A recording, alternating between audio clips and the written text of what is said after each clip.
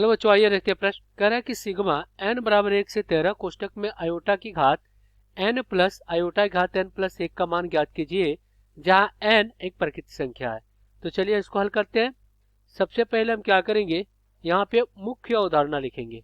मुख्य अवधारणा, तो ये क्या होगा इस प्रश्न के लिए? तो देखिए हमें पता है यहाँ पे कि जो आयोटा का मान होता है वो क्या होता है, वर्गमूल में -1 होता है।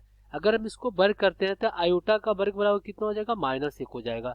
इसी प्रकार आयोटा का इसमें गुणा करें तो आयोटा का घन बराबर कितना हो जाएगा, माइनस आयोटा हो जाएगा। और फिर यहाँ पे आयोटा की घात 4 निकालें तो यहाँ पे आयोटा की घात 2 का मान -1 और आयोटा की घात 2 का मान -1, -1 प्लस 1 तो +1 हो जाएगा। अब हम इस प्रश्न को हल कर लेंगे यहाँ पे। तो देखिए यहाँ पे अपना क्या है, यह सिग्मा n बराबर 1 से 13 और कोष्टक में क्या हो जाएगा, आयोटा की घात n और प्लस आयोटा की घात n प्लस 1, यही है। अब हम क्या करते हैं, यहाँ पे लिखते हैं सिग्मा n बराबर 1 से 13 और आयोटा की घात n बाहर लेते हैं तो 1 प्लस क्या हो जाएगा, यहाँ पे आयोटा, यही बचेगा।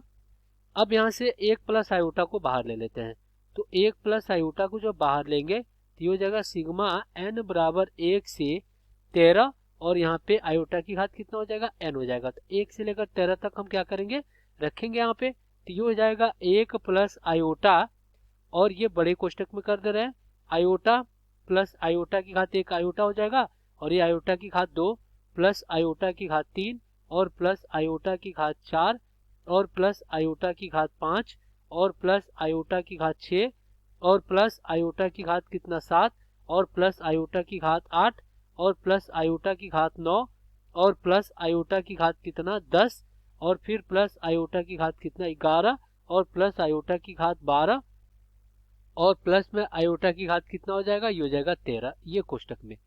अब देखिए यहाँ तक आप आइए, यहाँ तक आयोटा है तो ये आयोटा रहने दीजिए। आयोटा की घात 2 -1 तो प्लस माइनस माइनस, आयोटा की घात 3 तो ये हो जाएगा माइनस आयोटा तो माइनस आयोटा और आयोटा की घात 4 1 तो ये हो गया। अब ये प्लस माइनस से कट गया, ये इतना तो आपका शून्य के बराबर हो गया, ये पूरा शून्य के बराबर हो गया। अब हम इन 4 के पास आते हैं, इन 4 को देखते हैं। अगर आयोटा की घात 4 से इसमें भाग देंगे क्योंकि आयोटा की घात 4 का मान 1 होता है, आयोटा की घात कितना है 5 और बटा में आयोटा की घात 4 का मान 1, तो आयोटा की घात 4 काटेंगे तो क्या बचेगा आपके पास, आयोटा बचेगा। तो आयोटा बच गया। इसमें भाग देंगे तो आयोटा की घात 2 बचेगा, आयोटा की घात 2 -1 होता तो -1 हो गया। इसमें भाग देंगे आयोटा की घात 3 तो आयोटा की घात 3 कितना होता, माइनस आयोटा, तो ये क्या होगा आपका, ये माइनस आयोटा हो जाएगा, यहाँ पे माइनस आयोटा। और यहाँ पे देखिए आयोटा की घात 8 कितना हो जाएगा, 1 के बराबर, क्योंकि इसमें आयोटा की घात 4 से भाग देंगे आयोटा की घात 4 बचेगा, आयोटा की घात 4 का मान 1 होता है। तो ये भी क्या है, प्लस माइनस ये भी कट गया। अब इन 4 को देखते हैं, तो देखिए आयोटा की घात 4 से भाग देंगे तो क्या बचेगा, यहाँ पे सिर्फ आयोटा बचेगा और प्लस यहाँ पे आयोटा की घात 10 को हम क्या लिख सकते हैं, आयोटा की घात 8 और गुणे में आयोटा लिख सकते हैं, आयोटा की घात 2। तो ये क्या हो जाएगा, ये 1 के बराबर हो जाएगा और गुणा होगा -1 से, तो ये भी कितना हो जाएगा, -1 हो जाएगा। तो ये कितना हो गया, -1 तो प्लस माइनस माइनस, यहाँ पे कितना हो गया, -1 हो गया।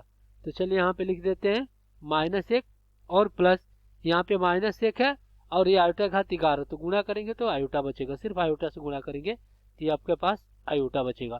तो यहाँ पे क्या हो गया, माइनस आयोटा और प्लस में ये हो जाएगा आयोटा की घात 12 1 के बराबर होगा। अब देखिए ये क्या होगा, इससे कट गया, ये इससे कट गया, आयोटा की घात सिर्फ 13 बचा। तो यहाँ पे कितना हो गया, 1 प्लस आयोटा और गुणे में क्या हो जाएगा, आयोटा की घात 13, ये हो गया। अब गुणा कराएंगे तो आयोटा की घात 13 और प्लस आयोटा की घात कितना, 14।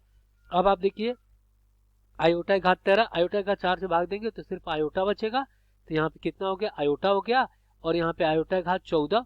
तो देखिए तो यहाँ पे आयोटा की घात 2 बचेगा और आयोटा की घात 2 -1 होता है तो ये -1 हो गया, यानी ये आपका क्या हो गया, उत्तर हो गया। आशा करते हैं बच्चों ये प्रश्न आपको समझ में आया होगा। धन्यवाद।